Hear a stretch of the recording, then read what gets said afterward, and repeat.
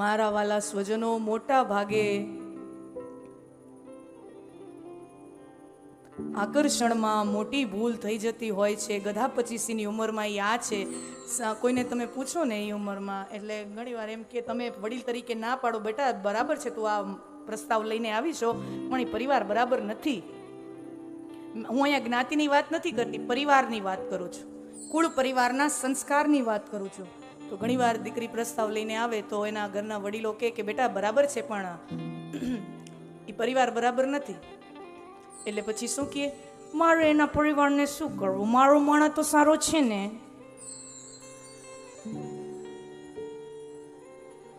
એવા જવાબો મળે છે ને, દે ને એવા જવાબો કે મારે એના પરિવાર હારે શું લેવા દેવા, મારો માલ મુદ્દો તો બરાબર છે ને. ઈ તો પછી અહીંયા જા પછી ખબર પડે પરિવાર હારે કેવા લેવા દેવા ચાલુ થાય છે. અને ચલો કોઈ એવી વ્યવસ્થામાં જીવતા હો કે બહુ પરિવાર સાથે રહેવાનું ન પણ બને, ચલો એવું ઘણી જગ્યાએ એવું બને કે એ વ્યક્તિ છે એ બહુ પરિવાર સાથે નથી રહેતો, એન કેન પ્રકારે ઘણા કારણો હોઈ શકે પરિવાર સાથે ન રહેવાના, આપણે એમાં નથી પડવું. પણ કુળ પરિવાર જોવાનું તાત્પર્ય ખાલી એવો નથી કે પરિવાર કેવો છે તો મારી દીકરી ત્યાં સેટ થશે કે નહીં. નહીં, સિર્ફ ઉतना ही मतलब नहीं होता, उससे बड़ा गुढ़ार्थ उसके अंदर छिपा है.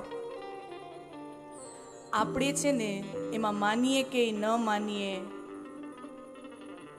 વારસાના સંસ્કાર હોય ને, બાપ દાદાના વારસાના જે સંસ્કાર હોય ને એ સંતાનોમાં આવે આવે આવે અને આવે. લોહીના જે સંસ્કારો હોય એ છોકરાઓમાં આવે. વડ એવા ટેટા, બાપ એવા બેટા, તાવડી એવી ઠીકરી ને માવડી એવી દીકરી. હમ માને યા ના માને, એક જેનેટિક ક્વોલિટીઝ, અરે શરીરમાં હોય ને, શરીરમાં કદ કાઠી જો હોય ને એમાં મા બાપનું જે શરીરના અમુક ગુણધર્મો હોય, અમુક પ્રકારની સ્કિન હોય, અમુક રોગો હોય, ઇનહેરિટન્ટ નથી કહેતા કે આને ટાઈપ A કે ટાઈપ B ડાયાબિટીસ છે, ટાઈપ 2 ડાયાબિટીસ છે, તો એ ઇનહેરિટન્સમાં આવતી હોય. वो क्या है, तो रोगो जो वारसाમાં આવે તો ગુણો ને દુર્ગુણો વારસામાં ન આવે. શરીરના રોગો જો વારસામાં આવે તો મનના ગુણો અને દુર્ગુણો વારસામાં ન આવે. મનના સદગુણો વારસામાં આવે અને દુર્ગુણો વારસામાં આવે. અપવાદ હોય કે સારો એવો પિતા હોય એને દીવા નીચે અંધારું, અપવાદ હોય બધી જગ્યાએ હોય, ના નથી. पर प्रायः ये पाया जाता है कि परिवार के जो गुण होते हैं वो संतानों में आते हैं.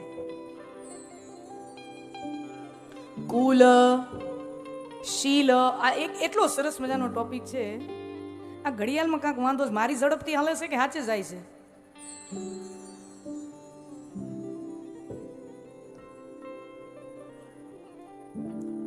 कुल शील, चलो परिवार तो बहुत बढ़िया है, बट दूसरा चेक पॉइंट ઘણી વાર એવું હોય પરિવાર સારો હોય પણ જે પાત્ર છે એમાં પરિવારનું ન આવ્યું હોય, ન કીધું દીવા નીચે અંધારું.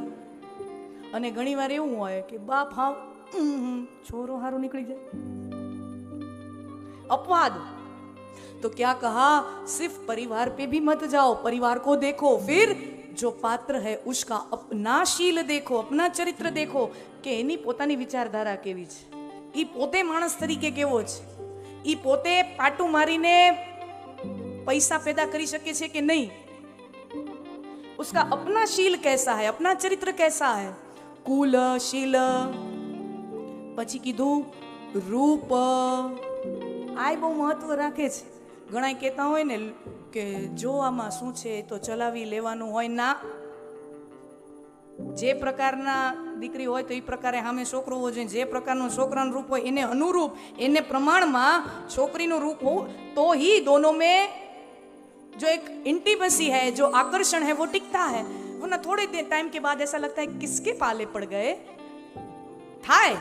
આ બહુ પ્રેક્ટિકલ વાત છે. આપણને એમ થાય ને કે એવા રૂપને શું કરવાના, દેખવાને શું કરવાના, પણ हम जानते हैं कि जो इंटीमेट रिलेशनशिप होता है उसमें ये मायने बहुत रखता है और आज के समय में तो बहुत रखता है. પહેલાના સમયમાં આપણા વડીલોને એ ધ્યાનમાં રહેતું કે ન રહેતું એ ભલે, પણ આજના સમયે જો આ આજના સમયની માંગ છે તો અહીંયા તો રૂકમણી છે, મેં તમારું કુળ જોયું પરફેક્ટ, મેં તમારું શીલ જોયું પરફેક્ટ, અને રૂપ અધરમ મધુરમ નયનમ મધુરમ વદનમ મધુરમ હસિતમ મધુરમ ચલિતમ મધુરમ મધुराधिपते रखिलम मधुरम।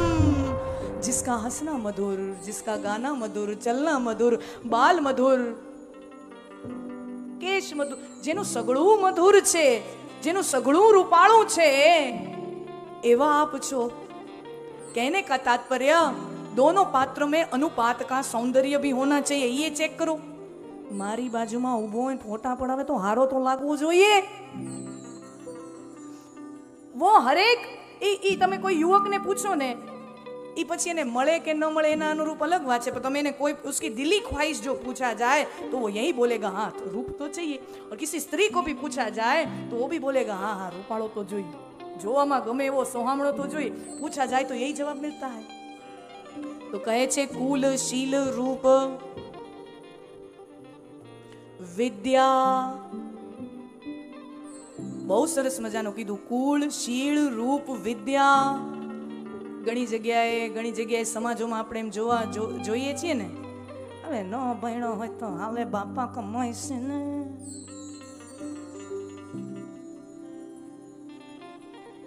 आज के समय की जो मांग है, और विशेष कहना पड़ेगा, समाज में बेटियां पढ़ती जा रही हैं, आगे बढ़ती जा रही हैं, पढ़ती जा रही हैं, पढ़ती जा रही हैं।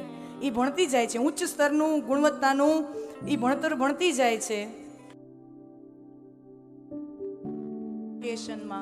તમારે ત્યાં પણ તમને અનુભવ હશે, ભારતભરમાં યુનિવર્સિટીના જે માસ્ટર ડિગ્રીની જ્યાં વાત આવે, યુનિવર્સિટીના કોન્વોકેશનમાં હવે પુરુષો કરતા સ્ત્રીઓનું પ્રમાણ વધી ગયું છે। પુરુષો કરતા સ્ત્રીઓનું પ્રમાણ વધી ગયું છે। कहने का तात्पर्य बेटियां पढ़ती जा रही हैं અને ઓલા રખડ્યા જ રાખે।